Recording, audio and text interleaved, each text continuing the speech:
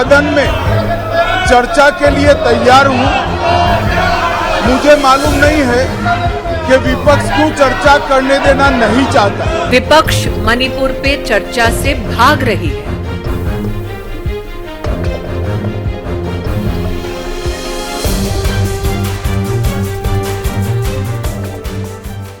नमस्कार, पांचजन्य के इस विशेष संवाद में आपका स्वागत है।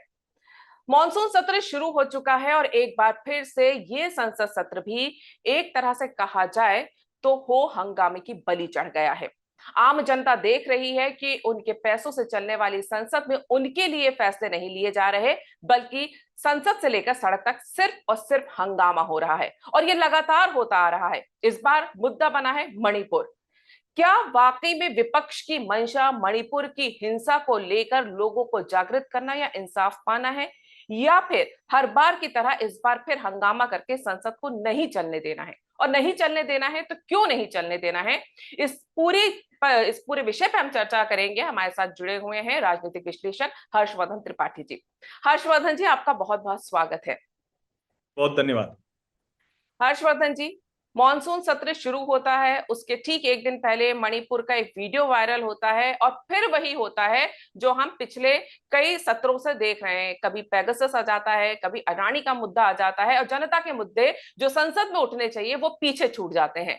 इस बार ये जो हो रहा है, मणिपुर को लेकर जो हंगामा हुआ है, उसको लेकर विपक्ष की मंशा क्या है, जबकि सरकार कह चुकी है कि वो बहस को तैयार है? देखिए, मुझे लगता है कि मणिपुर में जो कुछ हो रहा है, जो कुछ हुआ और जो वीडियो आया, वो हम सबको शर्मसार करने वाला है, बहुत पीड़ा देने वाला है। और जब संसद का सत्र शुरू हो रहा हो, उसके एक दिन पहले ऐसा वीडियो आता है, किसी भी वजह से आया हो, किसी भी तरह से आया हो, तो देश को उम्मीद ये होती है कि हमने जिन लोगों को चुनकर भेजा, जो हमारे जनप्रतिनिधि के तौर पर वहां हैं, जो देश की सबसे बड़ी पंचायत जो हमारे लिए कानून बनाती है और हम किसी भी स्थिति में उसी तरफ देखते हैं, वहां से एक आवाज निकलती, एक साझा स्वर निकलता सरकार और विपक्ष की तरफ से। कहा जाता कि इस देश में ये जो घटना हुई है और जिसको प्रधानमंत्री नरेंद्र मोदी ने कहा कि 140 करोड़ लोगों की बेइज्जती है, इस पूरे देश की बेइज्जती है। और हम यही उम्मीद कर रहे थे। आमतौर पर होता है कि सरकार विपक्ष के मुद्दों पर चर्चा करने से भागती है, कोशिश करती है कि वो अपना समय ले ले, लेकिन इस बार तो ऐसी भी कोई स्थिति नहीं दिखी। प्रहलाद जोशी, संसदीय कार्य मंत्री, उन्होंने बहुत स्पष्ट कहा कि हम चर्चा के लिए तैयार हैं। और अभी तो राजनाथ सिंह जी ने मल्लिकार्जुन खड़गे को फोन किया, अमित शाह केंद्रीय गृह मंत्री, अगर मुख्यमंत्री की बात कहें तो सीधे जवाबदेह कौन है तो केंद्रीय गृह मंत्री होते हैं। अब अगर इसके बावजूद चर्चा नहीं हो पा रही है तो देश को सचमुच ये लग रहा है कि विपक्ष क्या मणिपुर के मसले पर संवेदनशील है या उसको बस एक राजनीति करनी है, नरेंद्र मोदी पर निशाना साधना है और उसको ये कोशिश करने की नहीं। देखिए, कोई बात हो ही नहीं रही, क्योंकि जिस तरह से संजय सिंह ने राज्यसभा में हंगामा किया उसकी कोई आवश्यकता नहीं थी।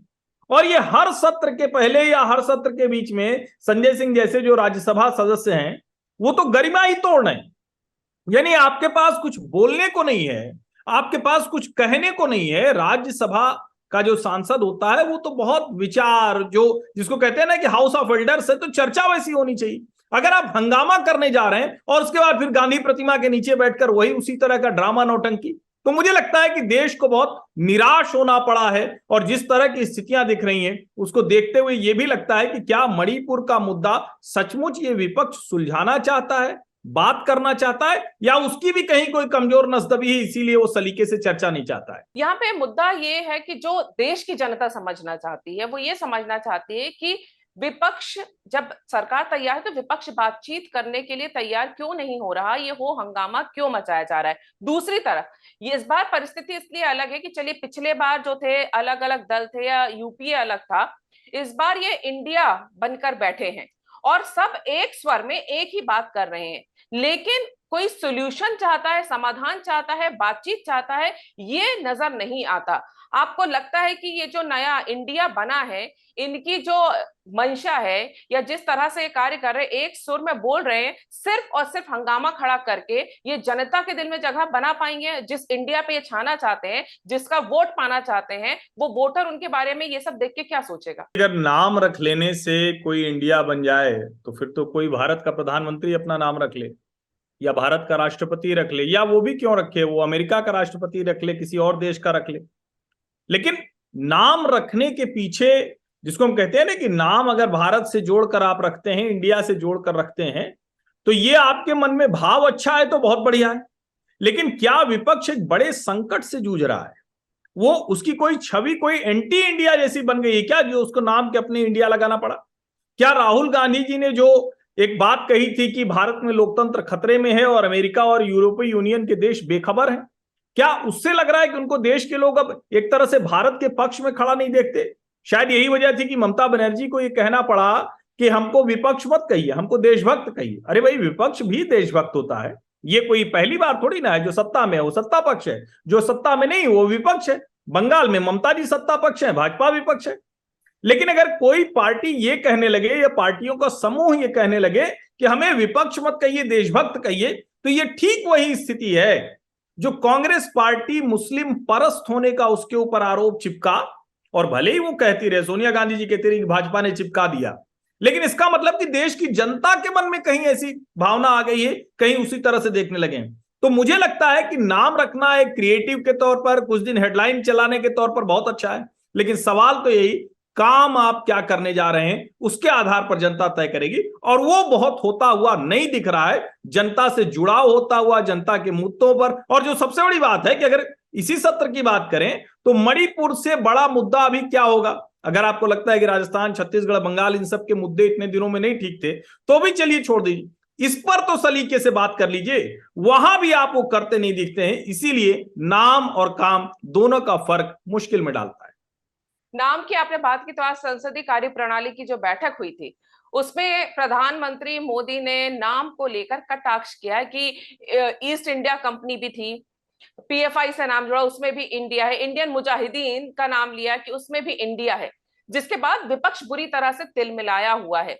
क्या आपको लगता है कि इंडिया के ऊपर जो ये रखा है विपक्षी दलों ने अपना नाम, उस पर ये सीधा प्रहार जो है वो प्रधानमंत्री का तीर जो है निशाने पे लगा है? नहीं, निश्चित तौर पर। और देखिए, एक बात समझिए, कभी भी जब हम कोई रणनीति बनाते हैं, पॉलिटिकल नैरेटिव या राजनीतिक विमर्श तय करने की कोशिश करते हैं, तो हमें यह ध्यान रखना चाहिए कि उधर से भी तो विमर्श आएगा।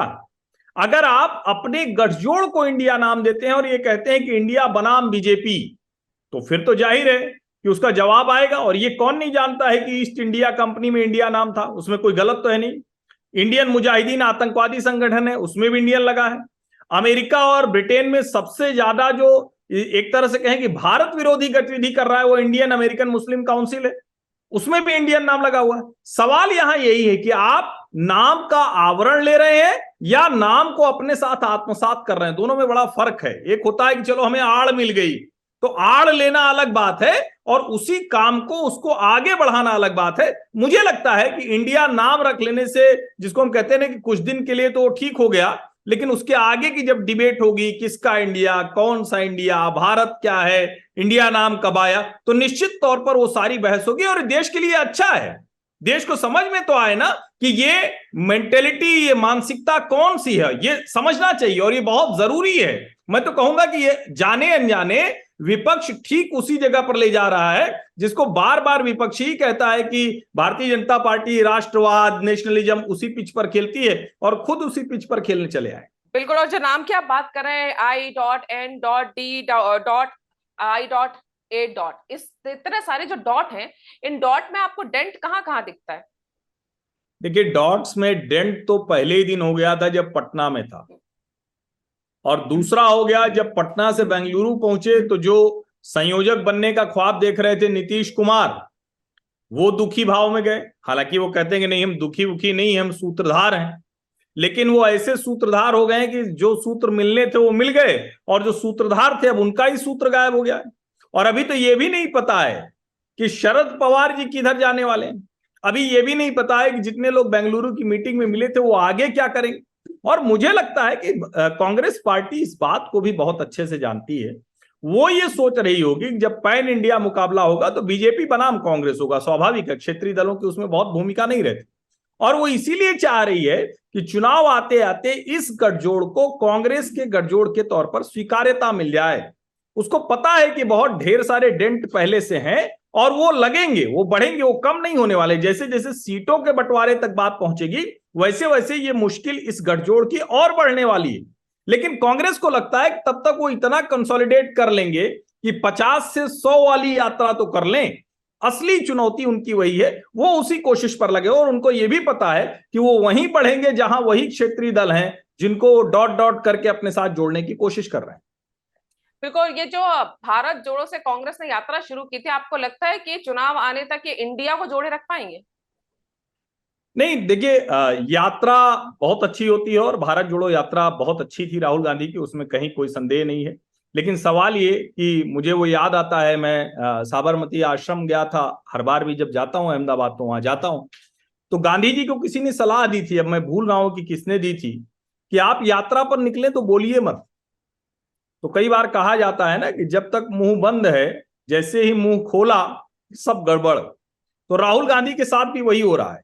जो भारत जोड़ो यात्रा है या जो विदेशों में जाकर वो कोशिश कर रहे हैं, उनके कहे हुए बयान किसी भी भारतीय को परेशान कर रहे हैं। जब वो कहते हैं कि लोकतंत्र हमारा खतरे में है, जब वो कहते हैं कि संविधान ध्वस्त हो रहा है, जब वो कहते हैं कि कोई कब्जा कर ले रहा है, तो हर किसी को यही लगता है कि क्या चुनाव में जिसको हम जिता कर भेजते हैं उसको लोकतंत्र नहीं कहेंगे?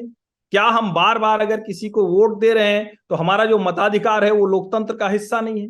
तो मुझे लगता है ये सारी चीजें उस जनता को परेशान करती हैं, उस लोक को परेशान करती हैं जो किसी भी लोकतंत्र डेमोक्रेसी का आधार होते हैं। और शायद वहीं जाकर ये विपक्षी गठजोड़ सबसे बड़ी गलती कर रहा है। जी बिल्कुल, गलतियां तो नजर आ रही हैं, जिस तरह से चर्चा नहीं हो पा रही है। मॉनसून सत्र की अगर हम बात करें हर्ष जी, तो अब ये कहा जा रहा है कि विपक्ष जो है अविश्वास प्रस्ताव लेकर आएगा। एक तरफ तो चर्चा नहीं हो रही है, बार बार जो है सरकार बोल रही है आप आइए बात करिए, अब दूसरी तरफ ये कह रहे हैं कि अविश्वास प्रस्ताव लेकर आएंगे। अगर हम पूरे संसद की प्रक्रिया को देखें तो कहां तक ये सही लगता है? क्या वो अविश्वास प्रस्ताव लेकर आ सकते हैं? तो उसका आधार क्या होगा? और ये जो बहस नहीं हो पा रही है उसकी मुख्य वजह संसदीय प्रक्रिया में क्या है? नहीं, देखिए, मुझे लगता है कि ये कोई बहुत मतलब ये उनका अधिकार है, संविधान ने अधिकार दिया है कि कोई भी विपक्ष अगर 10% से अधिक लोगों को जुटा लेगा तो किसी सरकार के खिलाफ अविश्वास प्रस्ताव ला सकता है। तो कांग्रेस अपने मतलब अकेले तो शायद उनके लिए मुश्किल होगा, अभी नंबर जो है 52 के आसपास हैं या शायद वो नंबर पहुंच जाएंगे, तो वो ला सकते हैं। वो स्पीकर को नोटिस देंगे, स्पीकर उसके हिसाब से लोकसभा में तय करेगा। लेकिन ये जो बहस नहीं हुई, ये नियम 267 और नियम 176 का हवाला देते हुए, 176 में आपको शॉर्ट नोटिस है, 2.5 घंटे की बहस है। लेकिन सवाल तो यहां यही है ना कि क्या गृह मंत्री अमित शाह को सुनना जरूरी नहीं है? देश के गृह मंत्री हैं वो, और एक तरह से तो उनकी जवाबदेही होनी चाहिए। हर व्यक्ति भारत का चाह रहा है कि गृह मंत्री बताए तो सही कि क्या कुछ हो रहा है, क्या सरकार कोशिश कर रही है, क्यों इतना नहीं हो पा रहा है, क्या है ये मैतेई कुकी का मुद्दा, ये जो अफीम की खेती का मुद्दा आता है, ये क्या है? दो समुदाय एक दूसरे के खिलाफ ऐसे कैसे खड़े हैं? और 5 वर्षों से शांति थी तो अचानक एक फैसले से क्या हो गया जो उनको आदिवासी दर्जा मैतेई को दिया गया? लेकिन जो सबसे बड़ी बात है कि शुरुआत कैसे प्रधानमंत्री कर सकते हैं। अगर आपको एक प्रोसेस भी करना था तो आप कहते हैं कि ठीक है, गृह मंत्री बोले, हम बोलेंगे, और हमको कल को लगेगा कोई चीज रह गई तो प्रधानमंत्री से वो जवाबदेही करे। प्रधानमंत्री तो हर चीज के लिए अंतिम में जवाबदेह होगा ही। अब अविश्वास प्रस्ताव के जरिए अगर आप प्रधानमंत्री को सदन में बुलाना चाह रहे हैं या सदन में वो बोलें, ऐसा मजबूर करना चाह रहे हैं जो विपक्ष नैरेटिव कह रहा है, तो उस विमर्श में एक समस्या है। कृषि कानून, 370, नागरिकता कानून, या जितने भी ऐसे मुद्दे आए, जब प्रधानमंत्री सदन में बोलने के लिए खड़े हुए तो लोकसभा राज्यसभा दोनों में हमने देखा कि विपक्ष के पास जवाब देने के लिए कोई जगह नहीं बची। और मुझे लगता है कि ये करके वो नरेंद्र मोदी को एक बड़ा अवसर दे रहे हैं कि वो फिर से आएंगे और जब जवाब देंगे तो शायद उन मुद्दों पर भी जवाब देंगे जो अभी मतलब बैठक से आ रही खबरें निकलकर, और उसमें कितना बड़ा हमला होगा वो इंडिया पर जो प्रधानमंत्री नरेंद्र मोदी ने कहा है जो गठजोड़ पर, उससे बहुत साफ दिखता है। शायद ये उनके लिए और बड़ी मुसीबत हो जाए। आपको लगता है अविश्वास प्रस्ताव अगर आ जाता है तो ये जो नैरेटिव बनाने की कोशिश की जा रही है, क्योंकि जब जब संसद में मोदी बोले हैं तो वो बात जो है ना वो बहुत दूर तक गई है और बहुत दूर देर तक चुभी है विपक्ष को।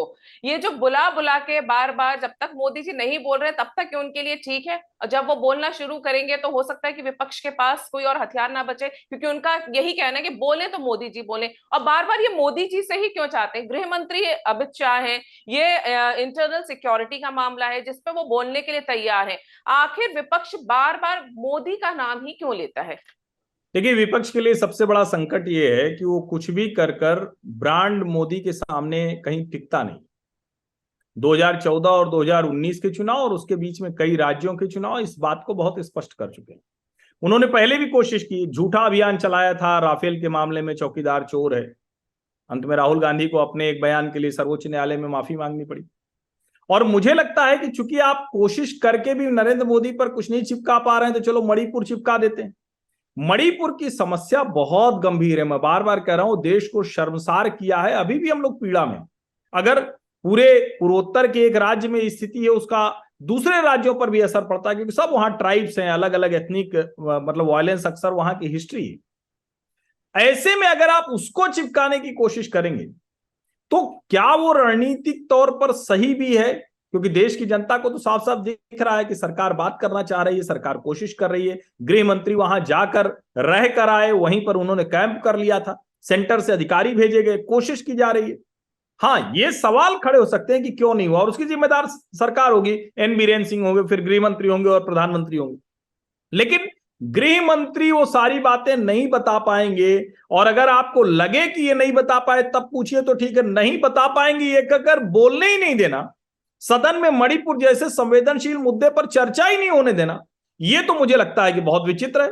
और क्या नरेंद्र मोदी ममता बनर्जी के राज में या अशोक गहलोत के राज में या किसी भी और राज्य में महिलाओं पर अत्याचार हुए जिस तरह से हुए? पहला राज्य है कि बंगाल में तो विधानसभा चुनाव के बाद लोगों को अपना घर द्वार छोड़कर भागना पड़ा। पंचायत चुनाव में जीते हुए जो प्रत्याशी हैं, जो चुन लिए गए, वो अपने घर नहीं लौट पा रहे। वहां पर भी नरेंद्र मोदी ने कोई बयान नहीं दिया। तो मुझे लगता है कि विपक्ष जब ये तर्क देता है तो कहीं न कहीं उसकी अपनी कमजोरी सामने आ रही है। और मैं फिर से कह रहा हूं कि विपक्ष का हल्ला हंगामा, किसी चीज पर दबाव देना, इतनी बड़ी घटना हो गई, बिल्कुल जायज है। लेकिन अगर सरकार कह रही कि हम चर्चा के लिए तैयार हैं, तो अगर उस चर्चा में वो नहीं आती है, ये उसी की कमजोरी को दिखाता है। बस एक सवाल और बचता है कि पूरा विपक्ष हमने देख लिया मॉनसून सत्र के दौरान, लेकिन अगर कहीं से किसी तरह का वीडियो पे अगर कोई बयान नहीं आया तो राहुल गांधी थोड़े गायब दिख रहे हैं इसमें। आप एक तरफ बोल रहे हैं, जिस तरह से आप बता रहे हैं कि कांग्रेस की क्या रणनीति है इंडिया को लेकर, लेकिन यहाँ पे राहुल गांधी, आपको नहीं लगता उनको वो बैकफुट पे चले गए हैं या उन्हें किया गया है? नहीं, राहुल गांधी देखिए संसद के सदस्य नहीं है और सदन चल रहा है, तो मुझे नहीं लगता। बाहर भी नहीं दे रहे, किसी तरह का कोई वीडियो भी नहीं आया, किसी तरह का उनका बयान नहीं आया। उसके पीछे वजह यही है, उनकी कोई भूमिका उस तरह से है नहीं। जब सदन चल रहा हो और वो डिस्क्वालिफाइड एमपी हैं, तो अब तो उनको सर्वोच्च न्यायालय से ही राहत की उम्मीद होगी, तो उसके पहले उनकी बहुत भूमिका नहीं बची। आज उन्होंने एक ट्वीट करके जरूर वो कोशिश की है कि प्रधानमंत्री नरेंद्र मोदी से हेड ऑन लेने की, लेकिन चूंकि वो दिख ही नहीं रहे हैं, जब संसद में नहीं है और जब भी सदन चल रहा होता है उसके बाहर की बातें बहुत कोई प्रभावी नहीं होती हैं, वो विमर्श भी नहीं खड़ा कर पाती हैं। तो ये तो एक बड़ी मुश्किल है कि कांग्रेस का सबसे बड़ा चेहरा वो सांसद भी नहीं, सदन में नहीं दिखे। अब अविश्वास प्रस्ताव आ रहा है, लेकिन विपक्ष में अगर देखा जाए तो उनका विश्वसनीय चेहरा कौन है जिसे अब प्रधानमंत्री के तौर पर वो प्रोजेक्ट कर सकते हैं? राहुल गांधी तो अब संसद में भी नहीं है। नहीं, मुझे लगता है कि ये दावा तो वो खुद भी नहीं कर रहे हैं, वो बार बार कर रहे हैं, और ये उनके सामने बड़ा संकट है कि एक कोई चेहरा लाएं, क्योंकि उनको लगता है कि नरेंद्र मोदी के सामने कोई भी चेहरा टिकता नहीं, राहुल गांधी भी नहीं टिकते हैं। और भले वो सांसद नहीं है, लेकिन अंत में तो जो चेहरा अगर है तो कोई राहुल गांधी ही है, भले वो जिस भी स्थिति में हो, लेकिन विपक्ष की तरफ से चेहरा तो अभी स्वाभाविक तौर पर राहुल गांधी ही रहेंगे। निश्चित तौर पे कि जिस तरह से बार बार विपक्ष लगातार मोदी के ऊपर प्रहार करने की कोशिश कर रहा है, प्रधानमंत्री को सीधे सीधे टारगेट कर रहा है, ये तय है कि उनके पास अपना चेहरा नहीं है। और बहस के लिए बुलाना और फिर बहस से भाग जाना, हंगामा करना, ये जनता के पक्ष में तो नहीं है। शायद जनता को ऐसा इंडिया पसंद नहीं आएगा। आपने हर्षवर्धन जी हमसे बातचीत की, इसके लिए बहुत बहुत धन्यवाद। बहुत धन्यवाद, बहुत धन्यवाद।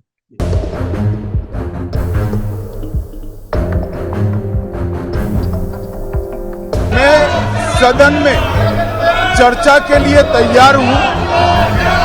मुझे मालूम नहीं है कि विपक्ष को चर्चा करने देना नहीं चाहता। विपक्ष मणिपुर पे चर्चा से भाग रही है।